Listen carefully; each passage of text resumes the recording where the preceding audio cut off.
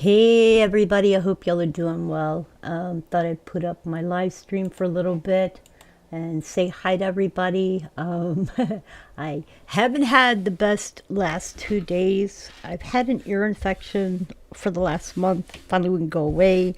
Yesterday, day before yesterday, I woke up really freaking dizzy. I took a fall in my bathroom. I hit my head and I ended up going to the hospital by ambulance. I was there for 9.5 hours and had a CAT scan done and an x-ray of my hip because I hurt my hip, and then had to go to urgent care yesterday. And I apparently have sciatica in my hip. And so, yeah, they put me on some meds that have been making me sleepy. But I'm feeling better today. But man, I'll tell you what, I hit my head so hard I saw stars. So I've been last 2 days away from computer and stuff, trying to give myself time to relax so I can be back here with you guys. Um, yeah, so that was my horror story for the last few days. Just my legs just gave out on me. I don't know. I was there 1 minute and down on the floor the next. But this dizziness is just, ugh. I was so dizzy, the world was spinning. You know, like when you've gotten drunk. Well, that's as dizzy as I felt. And everything was going. I even tried the feet on the floor thing. That didn't work either. The room just kept going. So they said I have a, what do you call it, a sinus infection and a major ear infection, inner ear infection. It was an outer ear infection, but somehow it ended up in inner ear. So they gave me good meds. Let me see. I'm taking doxycycline and ibuprofen 800 and cyclobenzaprine. And then they gave me methylprednisolone. So I'm all hooked up. So how is everybody else doing? I've been keeping an eye on the news, and oh, yes, it was scary, Auntie A. It was just like my legs gave out and I hit my head. I was just so dizzy. So I woke up today and I don't feel dizzy, but that's because I've slept since yesterday morning until this morning. After I went down to the urgent care, I ended up sleeping all day. And my ear is not like, it doesn't feel as full as it was. It just still feels, but I'm hoping this medicine will work and get me through what I'm going through.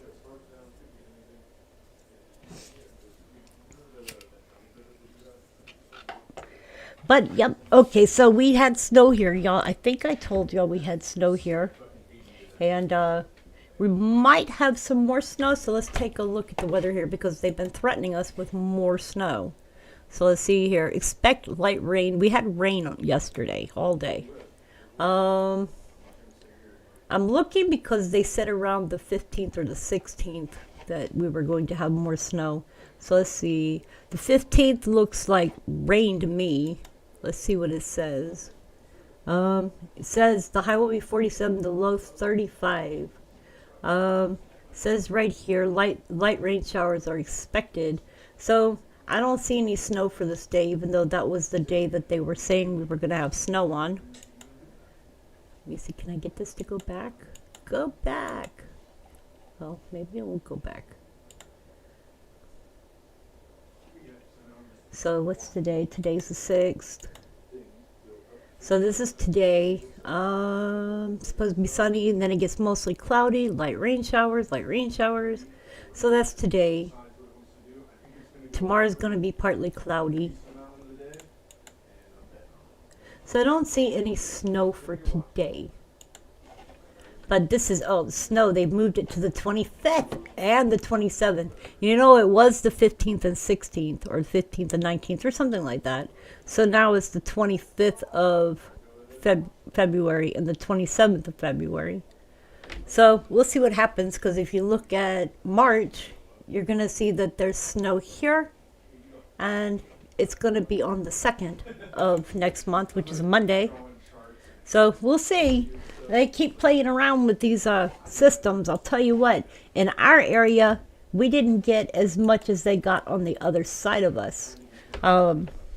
We got maybe 4 inches in my area, but to the east of us, they actually got the highest amount of snow, when our area was actually forecast to get the highest amount of snow. And I'm kind of glad, but it did put the kids into where they didn't have school for 2 days, and then they've had the last 2 days have been 2-hour delay for school, and today is the first morning they were actually picked up on time to go to school. So yeah. Richard, you're gonna write a song called "Don't Fall Down," huh? So yep, that's what's happened with all of that.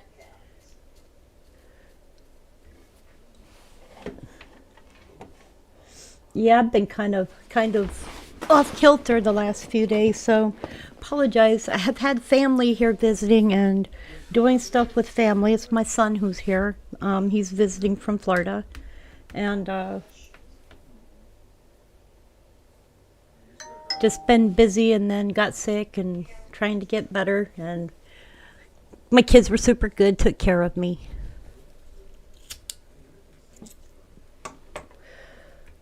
And then I've had lots and lots and lots and lots of blood drawn.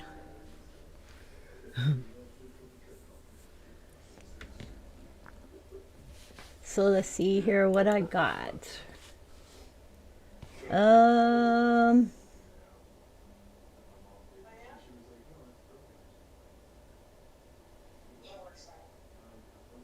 so I heard, and this is what I'm going to say, I heard from another channel that I actually trust, that US and Iran met for negotiations, and they met to negotiate the negotiations. And Iran came away saying everything went great, whereas the United States didn't say everything went great. So not sure what's going to happen with that. Y'all know that they sent out all these little boats and have captured 2 oil or gas tankers, and have taken 15 people off of those ships that they are now holding as political prisoners. I'm going to say they're political prisoners. They're saying that they arrested them because they were stealing gas or whatever.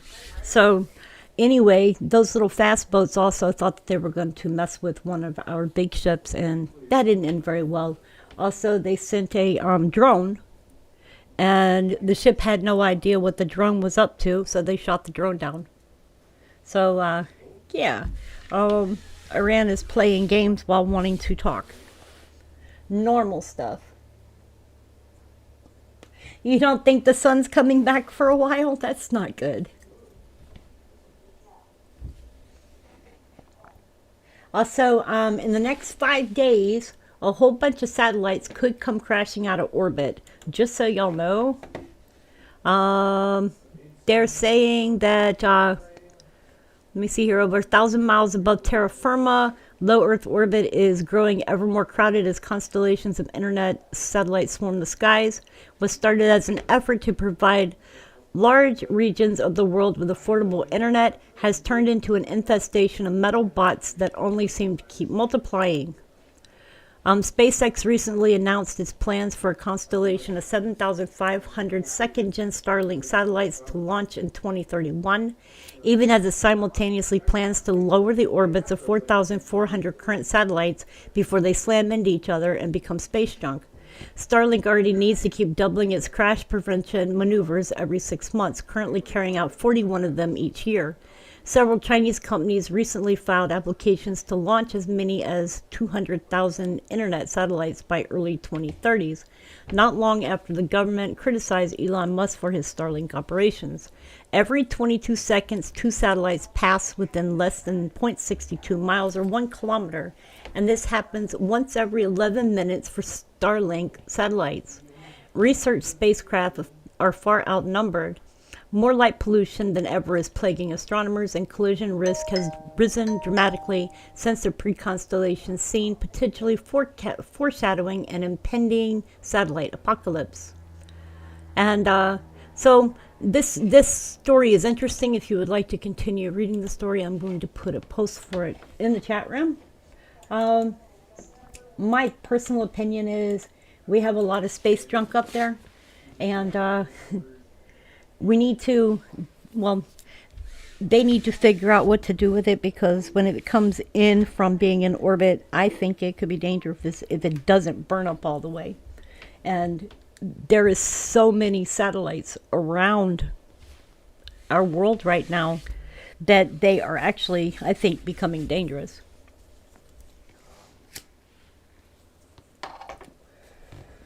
Rich Quake says, oh, he's talking to Auntie A.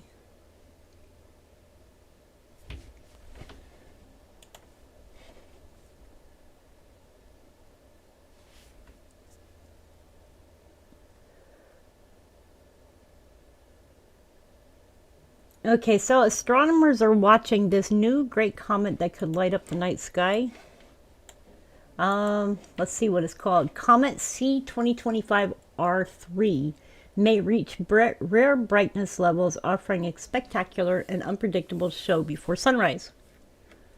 Dark sky enthusiasts may want to set aside a little time in April.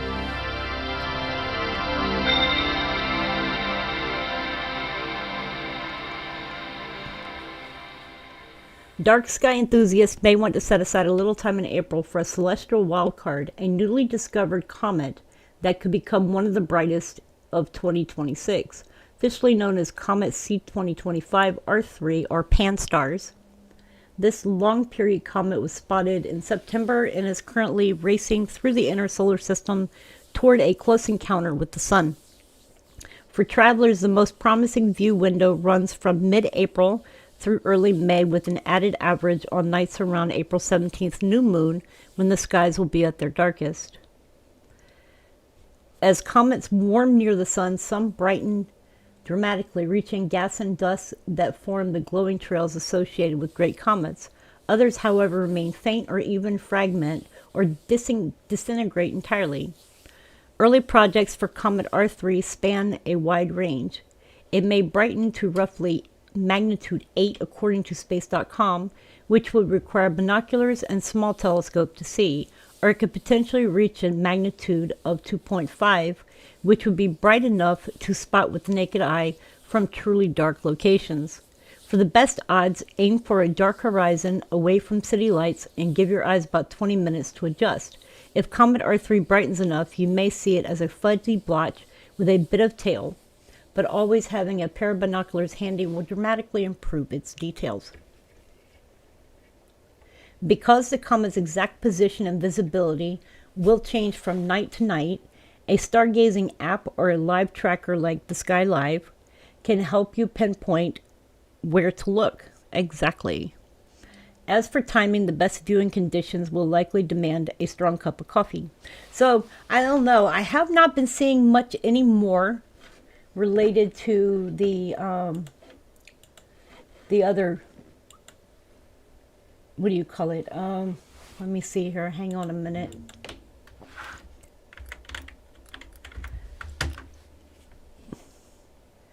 Haven't seen very much anymore related to Comet 3IA Atlas. NASA is still tracking the changes in dust and gas around it, but I haven't seen as much news as I had been seeing. A lot of the stuff coming up now are about Comet C 2026 A1, and there's not a whole bunch left to talk about with it. as it is leaving our area. So it is different.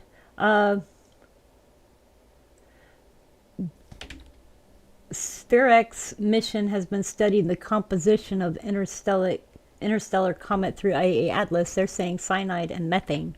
So interesting.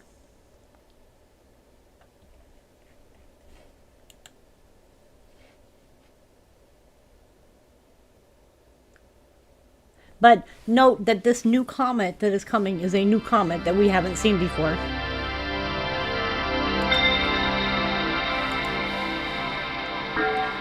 Hey George, how are you doing?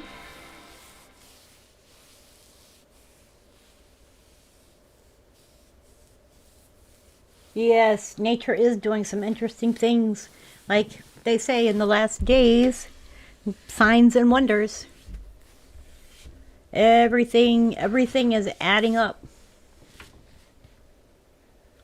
Okay.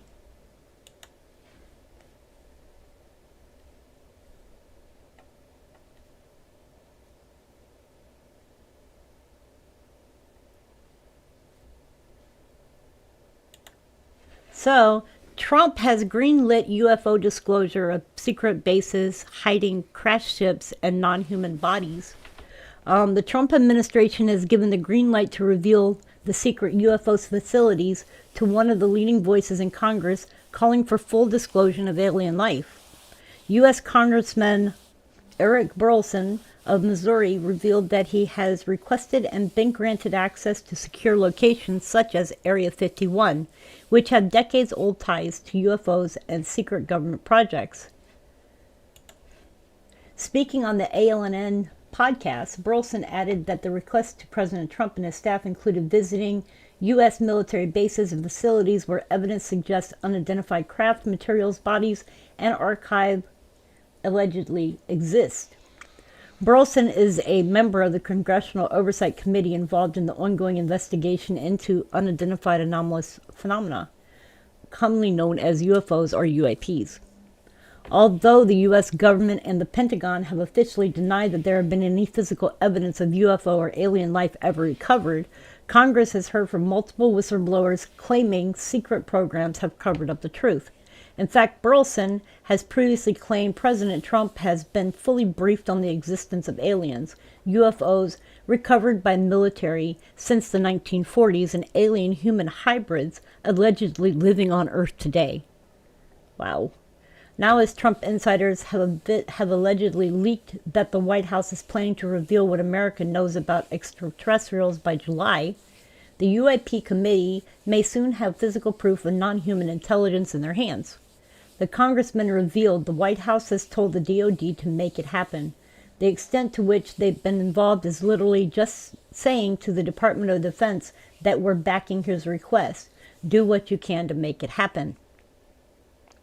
Over the years, multiple U.S. military sites have been linked to non-human craft, including facilities. Anonymous sources have said that there were housing crashed spaceships and experimental aircraft constructed using reverse technology, alien technology. These include Naval Air Station, Patuxent River in Maryland, Wright-Patterson Air Force Base in Ohio, the Atlantic Undersea Testing and Evaluation Center in the Bahamas, and the Nevada Test and Training Range, home to Area 51. There is reportedly an object that is not in this country that is so large it cannot be moved that they've built an entire building around it, Burleson said during the January 30th podcast. The congressman noted that the facility outside the U.S. was classified, so he was unable to reveal its exact location. But it was on his list of places he had requested to visit as part of the committee's investigation. Let me check something real quick. I just want to make sure that y'all are able to hear me. Settings. Check and found. Okay, that's up, that's up. Okay. All right, good. All right. The congressman noted that this facility outside the U.S. is classified, so he was unable to reveal its exact location, but it was on his list of places he had requested to visit as part of the committee's investigation. It's going to involve a lot to make that happen, but that may be the final destination. Burleson said during the interview that he started as a UFO skeptic, but he was convinced that these phenomena were real after listening to a whistleblower, David Grush's public interview shortly after entering Congress in 2023. The Missouri Republican reached out to Grush, connecting him to the House Oversight Committee, and helped facilitate the string of public hearings that have revealed shocking evidence of alien encounters from respected military officials. Most of the current evidence has taken the form of images and videos of alleged non-human craft captured by both civilians and military personnel. Many of them have been leaked to the public after being declassified by Pentagon for years. Burleson himself revealed never-before-seen video of U.S. military drones striking an orb-shaped UFO with a Hellfire missile during a September 2025 UAP hearing. The shocking footage from October 30th, 2024 revealed that the unidentified craft not only survived the missile strike, but continued to fly away at extreme speed as the 100-pound air-to-ground precision weapon simply bounced off the UFO's hull. The congressman added that access to government records on UAP has been intentionally made difficult to obtain and convoluted to research, with some agencies allegedly failing to report their data properly to Congress. We created government, and it's not the right of any government to withhold from you and I the truth about reality, Burleson declared. No government has the right to withhold from you and I that we might be alone or not alone in the universe. That is not their right. That is not classified. That is a truth that humanity deserves to know. Burleson has previously claimed to have a lead on a new UFO whistleblowers. However, he said during the new interview that it's been difficult to convince potential witnesses to risk losing their government clearances in retaliation, comparing these individuals to guinea pigs in terms of how the Pentagon would respond. Wild. So, that's what I know. That's the news about President Trump, who has greenlit UFO disclosure of bases hiding crashed ships and non-human bodies.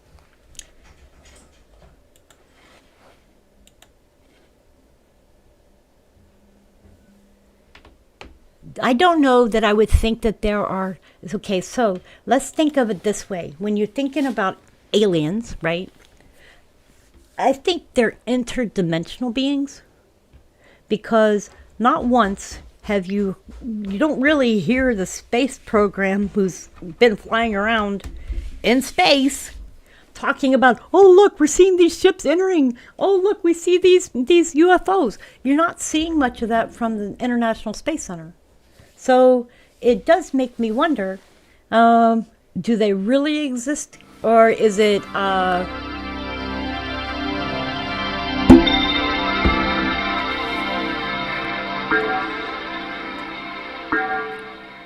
Or are they actually interdimensional beings? I mean, you have to think about it, because you see the shuttle, you see the UFOs here, but we don't really see them in space, and that's one thing I've been thinking about. But anyways, your opinion is your opinion. Only thing I know from reading the Bible, I would think that they might be fallen angels, and something I wouldn't want to play around with.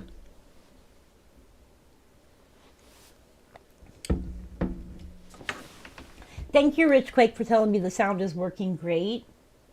Appreciate that. You're in second place, huh? Could be Project Bluebeam too. I've been thinking about that. You know how easy it would be to prop somebody up in the sky and have them tell you, I'm your God. I made you. Ha. And I've heard that from other people too. Uh,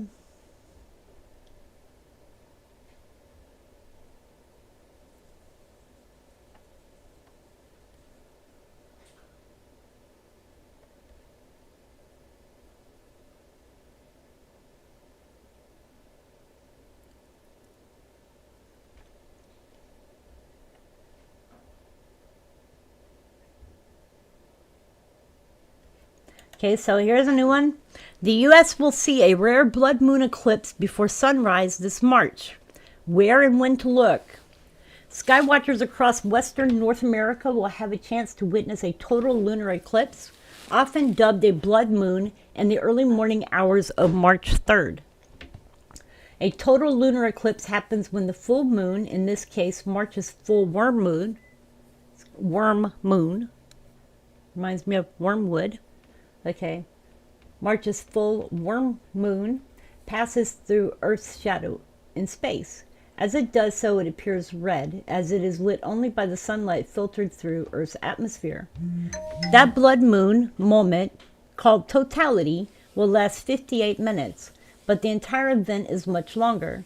The more subtle prenumbral phase, when the moon enters Earth's outer prenumbral shadow, and partial phase, when it begins to move into the dark umbral shadow, will unfold over 5 hours 39 minutes according to time and date, which estimates that 176 million people will be able to see all phases of the eclipse, though clouds may impede the view. That encompasses the night side of Earth, which at the time of the eclipse will be centered over the Pacific Ocean. That puts Hawaii, Kiribati, Samoa, Tonga, and the Cook Islands in pole position. But East Asia, Australia, New Zealand, and Western North America will also have great views. In North America, those located west of the Mississippi River will catch the whole show, while observers far east, including those in cities like New York, Boston, and Toronto, will see the moon setting during totality. Early risers along the west coast and in Hawaii will have a good chance of viewing the entire sequence high in the sky. Clear skies will be essential, making the U.S. southwest and northwest Mexico the places most likely to see the full event. So, although totality will be the main attraction, it is also worth watching the partial phases that precede and follow totality, when the edge of Earth's shadow can be seen slowly moving across the lunar surface. The March 3rd event will be in first total lunar eclipse since September 2025, and the last until December 31st, 2028, when a celebratory blood moon on New Year's Eve will kick off a trio of total lunar eclipses, with the next two on June 25th and 26th and December 20th, 2029. So there will be a few coming up in 2028 and 2029. And always when blood moons happen, there's wars and stuff. So it's a good thing to watch out for. Hey, you guys, if y'all are in the chat or on the channel, please hit that like button. And if you're not subscribed yet, please subscribe. That is what helps me to grow my channel. Okay.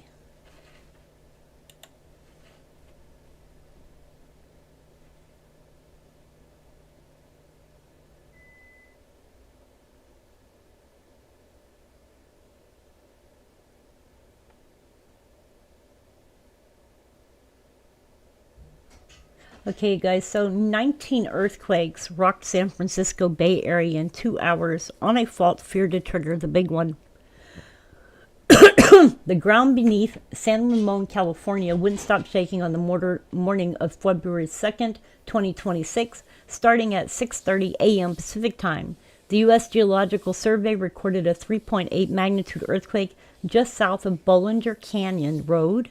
Within 2 hours, more than 19 earthquakes stronger than magnitude 2.5 rattled the East Bay community, each one powerful enough for people across the region to feel. The largest tremor struck at 7:01 a.m., measuring 4.2 magnitude near Canyon Lakes Golf Course. Shockwaves reached San Francisco, Oakland, San Jose, and Sacramento. Residents in the San Francisco Glen Park and Nopa neighborhoods reported windows rattling and items tumbling from shelves in homes and businesses throughout the Tri-Valley area. Despite the widespread shaking, authorities reported no significant structural damage or injuries from the swarm. San Ramon sits directly atop the Calaveras Fault, a major branch of the San Andreas Fault system. The fault runs parallel to the main San Andreas through densely populated East Bay communities, home to more than 1.5 million people. Scientists have long identified this fault as a prime location for catastrophic earthquakes, and Monday's swarm renewed concerns about when, not if, the region's next major rupture will occur. Monday's earthquake swarm wasn't an isolated event. The same area around San Ramon has experienced multiple clusters of minor quakes since November 2025. The largest registered 4.0 magnitude on December 19, 2025. Scientists describe these rapid-fire sequences as swarms, distinct from typical main shock aftershock patterns, where one large quake is followed by smaller tremors. The U.S. Geological Survey acknowledges gaps in understanding why earthquake swarms occur. Unlike standard earthquake sequences, swarms involve multiple similar magnitude earthquakes in quick succession without a clear primary event. USGS researchers believe additional factors influence these patterns beyond typical tectonic stress. The leading theory points to underground fluids, particularly high-pressure water deep in the earth, moving along rock fractures and reducing friction on fault surfaces. When small earthquakes occur, they create new fractures in the rock, enabling additional water to seep through and reach other fault areas. This creates a feedback loop where increased fluid pressure triggers more tremors on nearby fault segments. The process can sustain swarms for hours or days, with each quake potentially creating conditions for the next. Monday's activity followed this pattern across 2 hours of continuous shaking. Bay Area Rapid Transit immediately implemented reduced speeds across its network following the swarm. BART officials ordered comprehensive track safety inspections before returning to normal operations, affecting thousands of morning commuters. While the disruptions were widespread, no structural damage to transit infrastructure was reported. The 4.2 magnitude quake even triggered the National Tsunami Warning Center's alert system, though officials quickly confirmed no tsunami danger existed for the Bay Area. Seismologists were still working to confirm which specific fault segment produced Monday's earthquake sequence. While San Ramon sits on the Calaveras Fault, precise rupture points require detailed analysis of seismic readings from monitoring stations across the region. A preliminary 3.4 magnitude earthquake struck around 8:30 p.m. Pacific time in the same general area, extending the day's seismic activity. These followed up tremors represent typical adjustments along the fault segment that slipped during the morning's activity. USGS scientists note aftershocks can continue for days, weeks, or years after initial seismic events. The modified Mercalli intensity scale, which measures earthquakes' effect on people and structures, showed varying shake severity across the Bay Area based on distance from the epicenter.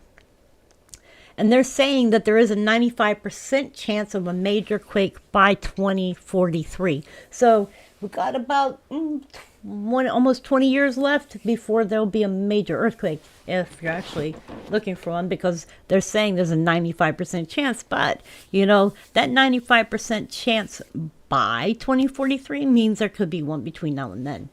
So that's what I've got for you regarding earthquakes. Richquake says, it is said there is a portion of humanity that is at least 50 to 100 years ahead of the rest of us. An interesting thought. Yeah, George Mitchell, you're right. Okay, you guys, so that's what I've got for y'all this morning. I hope y'all are doing well. Please take care of yourselves and each other. Remember, tomorrow is never promised. Make each day an adventure. And I will see you all on the next live stream or the next video.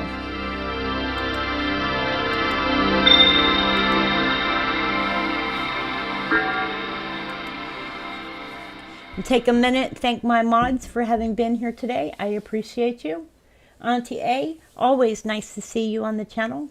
To everybody else, please take good care of yourselves and thank you for being here. Remember to hit that like button and subscribe. And I will see you all on the next live stream or the next video. Much love.